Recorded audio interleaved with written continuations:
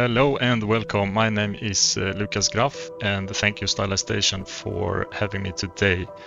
I will go through some of my most used workflows that I used in this project, and I will also give you some of the background working on this project.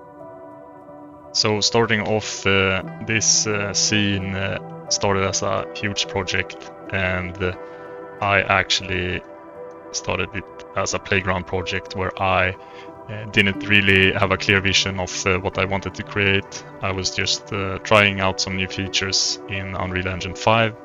I was currently working at a studio and using Unity in the project we were doing. So I wanted to just play around, do some level art, and also try out some new features. So this project actually started as something completely different compared to where I ended up.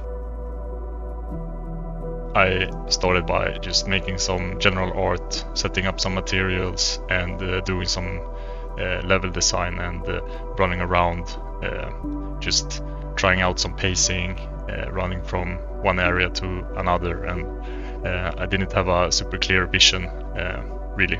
Just having a good time and doing some sculpting when I wanted to sculpt, or doing some level art or composition maybe when I felt for that.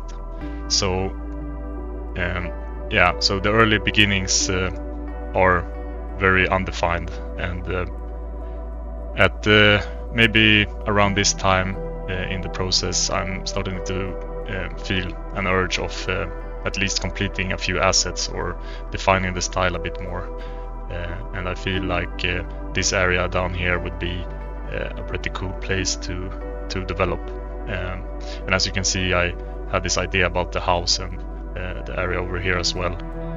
But I decided to focus down on this area a bit more, trying to define some textures like the wood here and how much detail to add and stuff like that. So, but as you can see, I'm still not so certain about what I wanted to create. So I'm just having fun and trying out some ideas and trying to find something that feels interesting, and also trying to,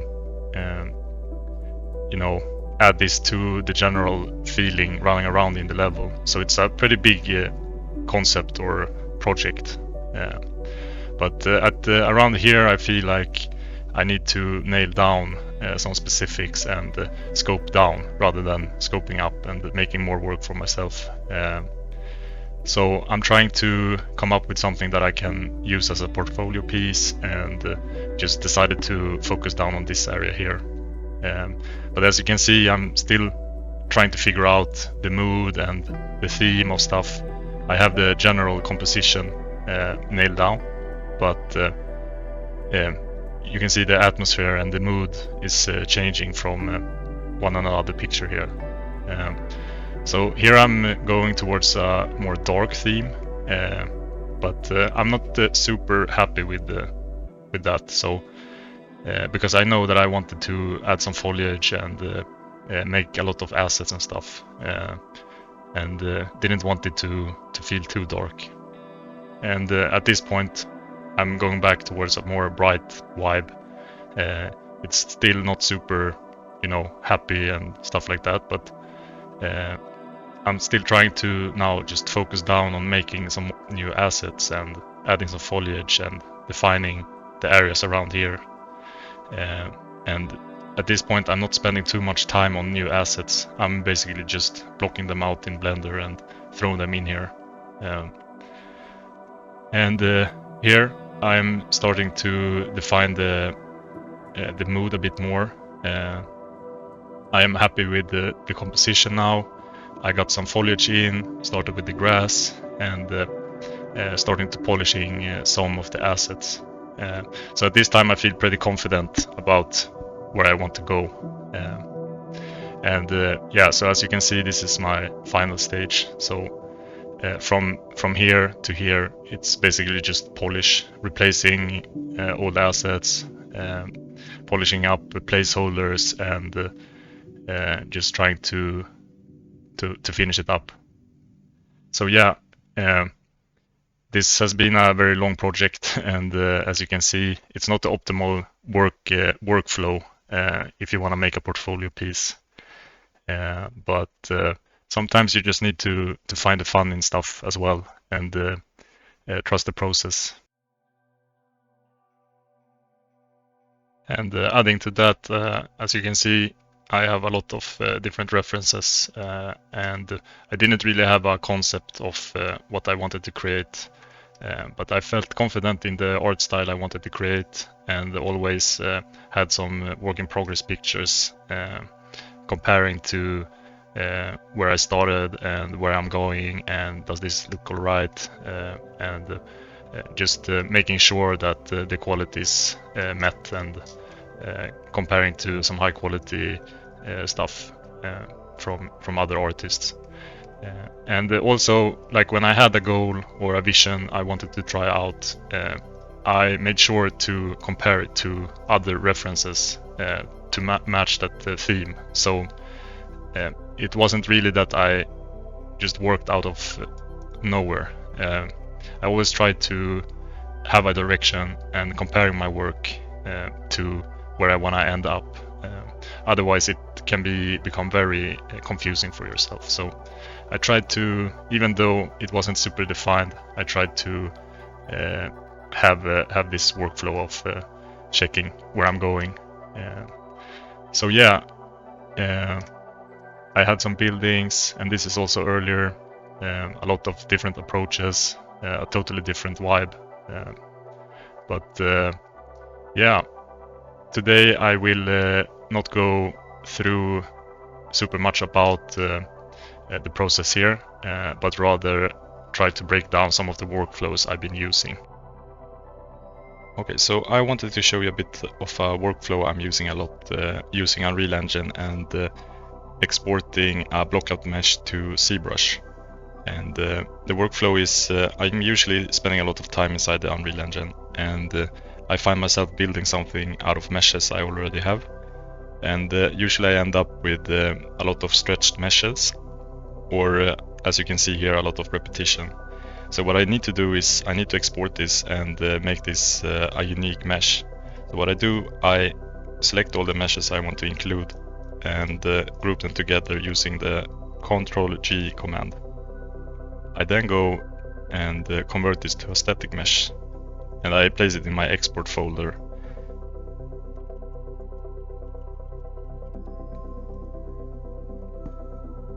Once we created a static mesh, we can access it and export it. And I place it in my export folder.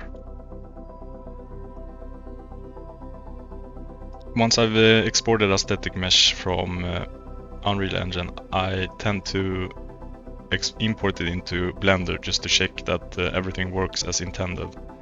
So in this case, I'm comparing it to a reference person I'm also using in the project.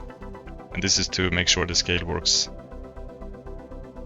It's also a good practice to see how it looks while you exported it. And since ZBrush isn't the best software to check the scale and get a sense of how big something is, I make sure I am confident before going to ZBrush.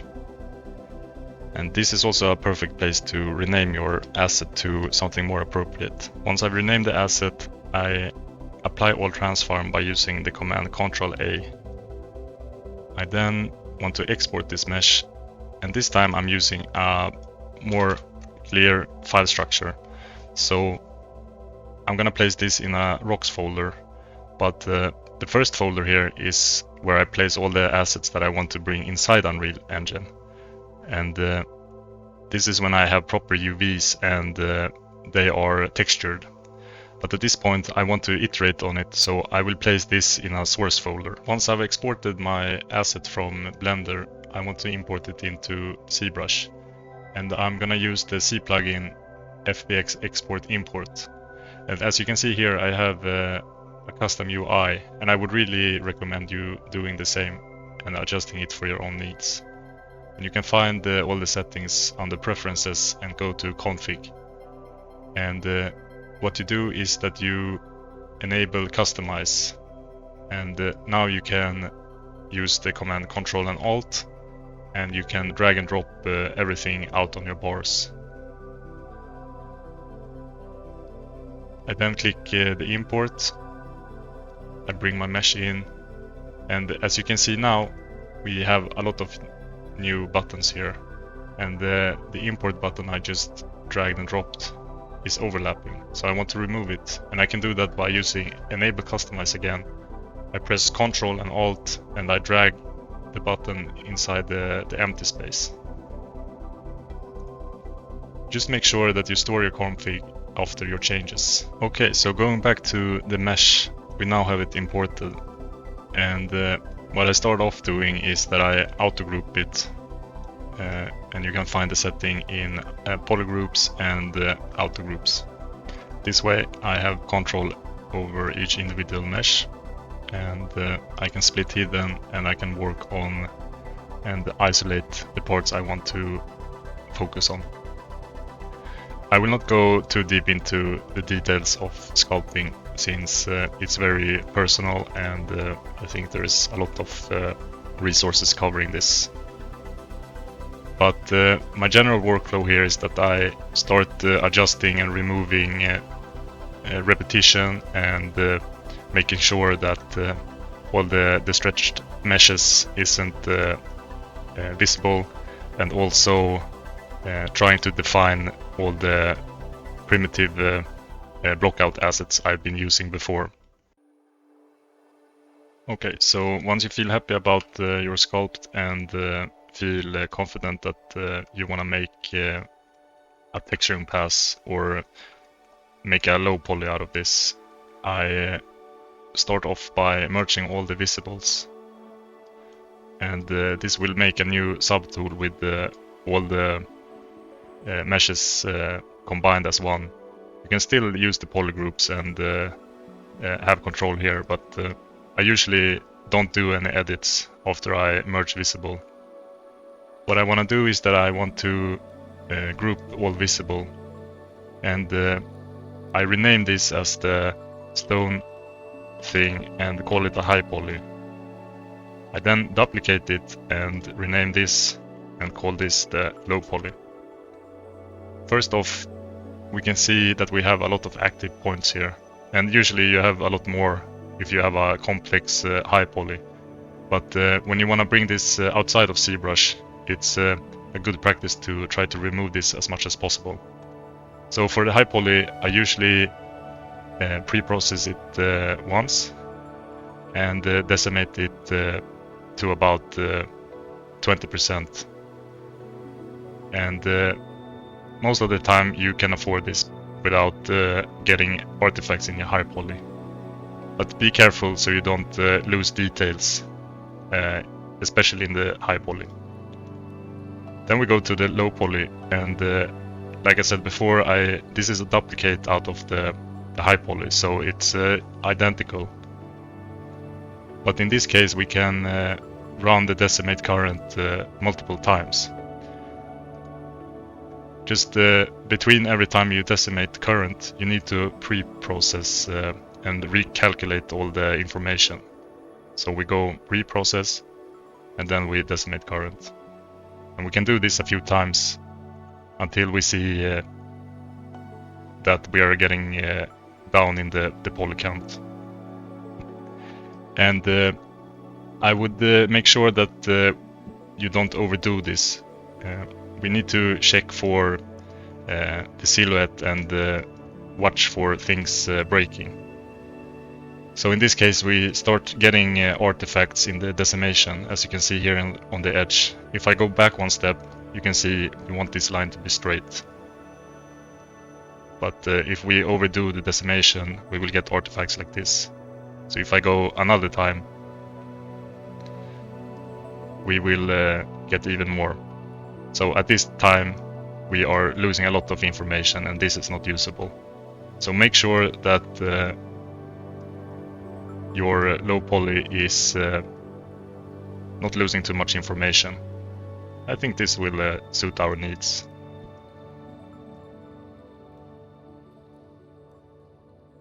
So now that we have a high poly and a low poly, we can export each individual mesh.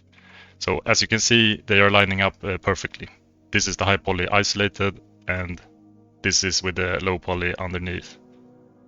But we want to again use the C plugin and export. And here you have a lot of settings, so make sure that they correlate to what you want to do. I want to export visible, and I'm hiding the low poly. So in this case, this will only export the high poly. And at this time, I still use the source folder, so I can bake and do adjustments to the meshes. This is not something I want to bring into the Unreal Engine. And then I do the same with the low poly. C plugin, export, and we call this the low poly. Now going back to Blender, we can see the old mesh we had when we first started checking the scale inside the Blender. And now we can import the new sculpted low poly. So we go to the rocks and source folder. And this is the reason why I'm using the source folder as well, because I need to know which one is the high poly and I need to know which one is the low poly. But when I import this to Unreal Engine, I don't want it to state the low poly. As you can see here, I want a more clean naming convention. So that's why I'm using the source folder. Now we import the low poly, and as you can see, we didn't do that many changes. And it's still keeping the block out shape and information. And now I go through and check for artifacts in the mesh. So at this point we can see a little overview here if we get any clear artifacts from the decimation. And you can spend a lot of time adjusting and merging vertices and making the low poly even more optimized if you want to. But usually I want to bring this into Unreal Engine as fast as possible to replace the old blockout mesh and make sure that the pivot point and everything is correct. Okay, so once I've checked the imported the ZBrush mesh here for obvious artifacts, and I don't really have anything I need to change, so I can proceed my workflow. And in this case, I normally do a quick auto UV project or smart UV project in Blender here. And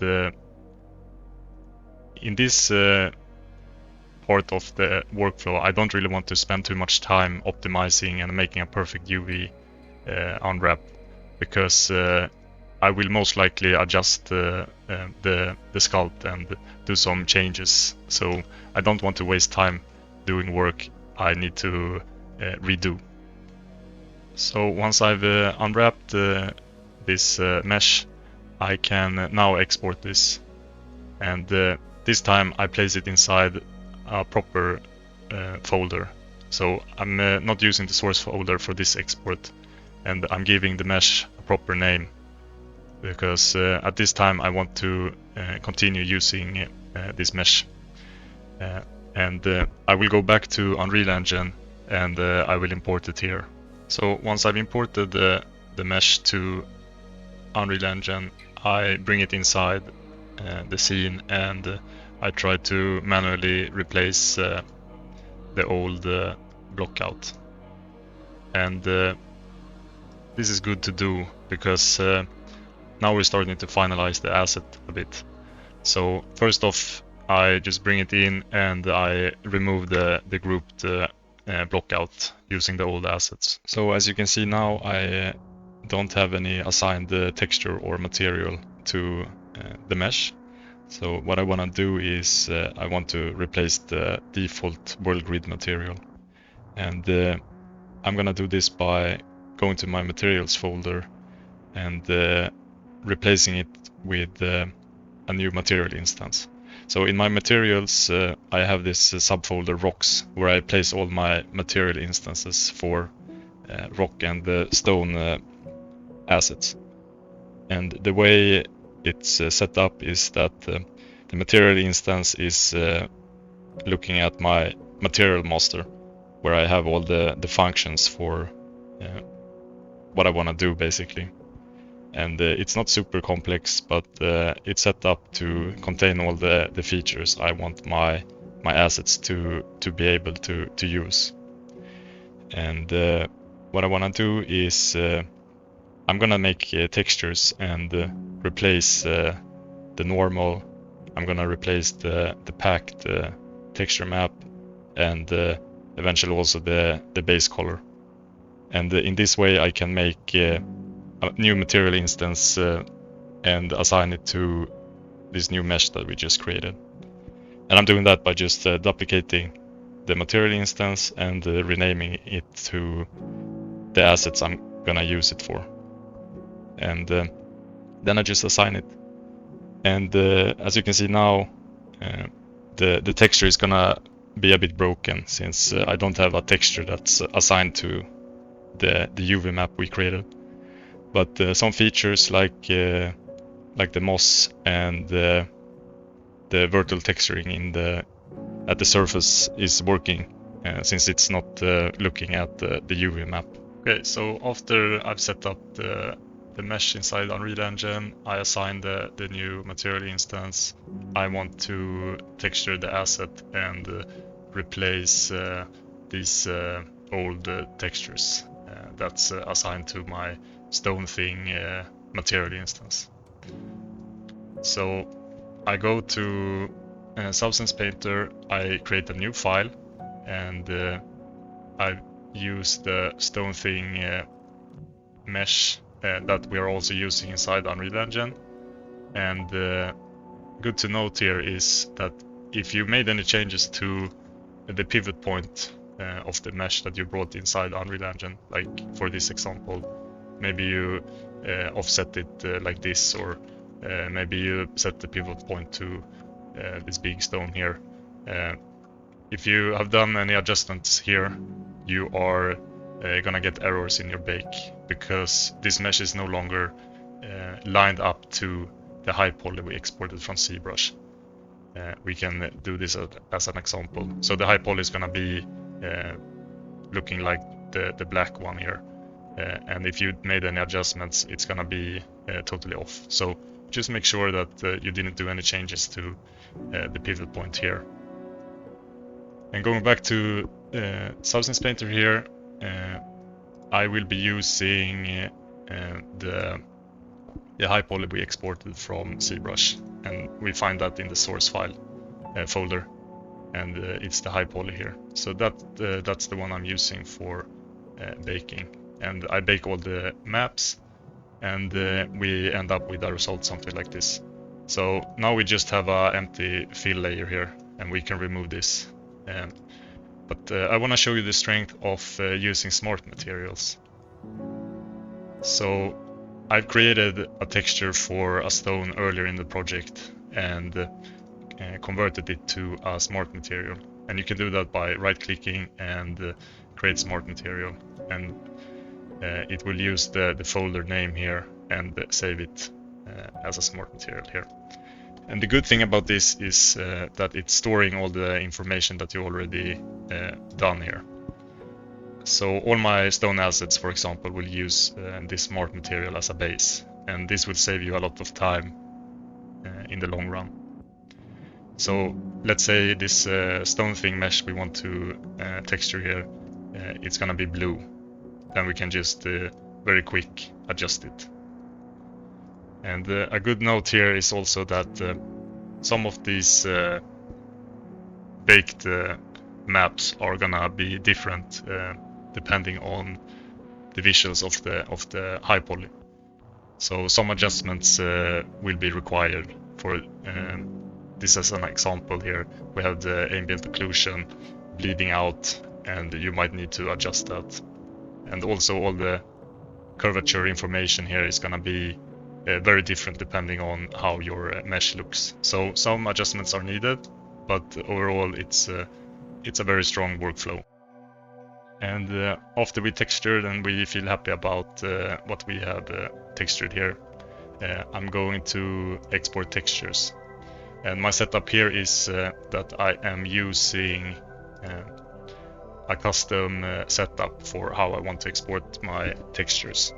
So first off, I am using, for the naming convention, I'm using the project name. So you can see here Stone Thing. And then it's gonna name the first texture map I'm exporting here to base color. So in this case, it's gonna be Stone Thing and then base color. And in that map, I am placing my base color information. And then I'm doing a normal export with just the normal. And then I'm making a packed texture here, where I place in the red channel the roughness, in the green channel I place the height, and metallic in the blue channel. And I'm also including an opacity mask in the alpha channel. And this one is not used that much. It's just for specific cases where I might need a alpha or opacity mask. So I choose my Unreal 5 template here. I place it in textures and under rocks. And then I just export it. Okay, so once I exported my textures from Substance Painter, I will go to my textures folder inside Unreal Engine and drag and drop them inside the project. And we get the corrected naming convention from the setup we had in the Substance Painter file. But first off, we need to make some adjustments to especially the packed texture. So by default, the compression setting is set to the default. But since we are using the different channels, we need to mark this as a mask. So it's looking at each channel and not everyone together. And with that, we have all the three correct textures. And now we want to assign them to our material instance. So here we have the material instance Stone Thing. And now I just drag and drop the base color and replace the old one. And I do the same with the normal, just replace the old normal map, and the same with the packed texture map. Then I just save it. So as you can see now, we have a blue stone, and this time the texture is more correct, and all the details we had in our high poly is now converted to the mesh. So that's a bit about how I texture all my assets, and this is a workflow I'm using a lot for many different parts. And a good example is this gate. I created it with exactly this workflow. I started by just having primitive shapes and blocking out the entrance, and then adding some stones I had in the project just to block it out. And then I iterated on it and went back and forth. So it's a very nice workflow, and the important thing is to not get too into details early in the workflow. So now that we can see that this mesh is working and it's looking like we want it to do, it's obviously blue and not very nice for the composition here. But now we have easy setup to just adjust the sculpt and everything, and we have all the files already set up. We have the Substance Painter file and everything, so we can just update our meshes and replace and keep iterating on it. So I try to do this as fast as possible, so it's quick to make changes.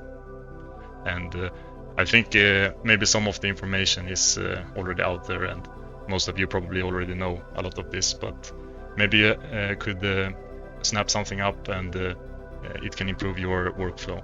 So I hope it's to any help at least. Okay, so trying to wrap up this little presentation. I know that I went a lot into the ZBrush workflow and stuff like that, but if we look at the scene here, it's not that super much regarding the light and stuff. So I'm mostly using the directional light, and it's doing most of the heavy lifting here. I'm using a few spotlights and point lights just to make the stone and the entrance here pop a little bit more. Also using a spot and to enhance the fog inside the entrance there. But as you can see from here, it's not super much complexity to it. It's just adding some warm lights to the furnace and the entrance. And other than that, it's the fog, and I'm using the fog to kind of layering the scene and trying to create depth. And the fog is super powerful in doing that. And the local fog volumes can be very handy to, for example, make the God rays here pop even more. Yeah, it's not super complex. It's very situational for whatever you're doing. And for the rendering, I'm using a few shots with a movie camera with a more widescreen setting, just to get a more cool presentation. So I'm trying to mix between foreground, middle ground, main object, and also keeping the background a bit blurred.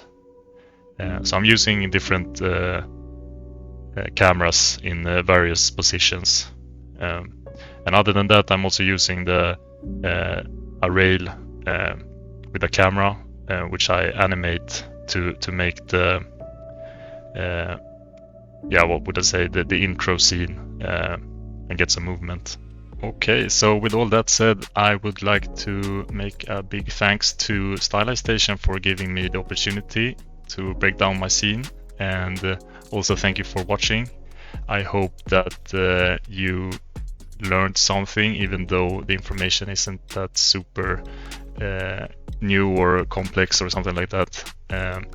Maybe you will have something you can use in your workflow or try out. And if you have any more questions or want to reach out, you can always write to me at ArtStation, and I will try to get back as quick as possible. Yeah, with all that said, thank you a lot, and see you around. Bye bye.